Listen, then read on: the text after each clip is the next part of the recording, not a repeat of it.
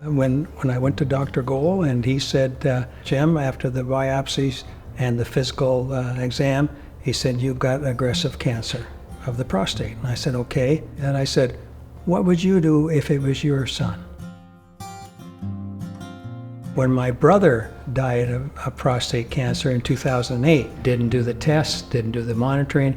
By the time they discovered it, it was in his bones and it was in his lymph nodes. What led to my diagnosis was the increase, the PSA numbers. That was the starting point. When it jumped from 8 to 14, that's when he got very concerned, and by the end of February, I had my biopsies done. I knew that I had the aggressive cancer. My wife Marjorie had just gone through 3 years of stage 4 cancer, and she's in remission right now, and I saw what she went through. So, yeah. I just said, look, I'm 72 years old. I've got a lovely wife. I got 3 kids, 7 grandkids. Take the thing out. And that's what we did. And he, gave me the options. What would you like to do? Radiation, internal, external radiation, or robotic prostatectomy? That was an easy decision for me. Go with the DaVinci. It was like Star Wars.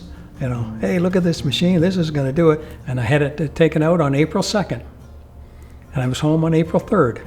And after 3.5 hours of surgery, I didn't know that. I got into recovery and they gave me a popsicle. I felt great. Could I have another one? The urologist, Dr. Gohl, said, Jim, you're a lucky guy.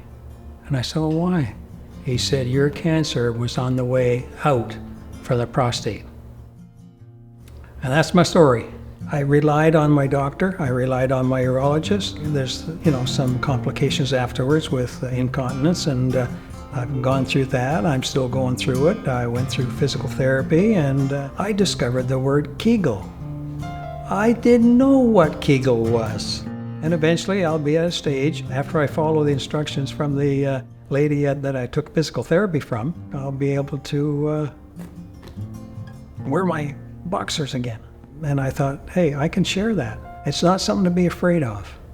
To the donors, I would say what you're doing is helping to have the proper equipment in Windsor, but also your donation is helping us going around and trying to get people aware.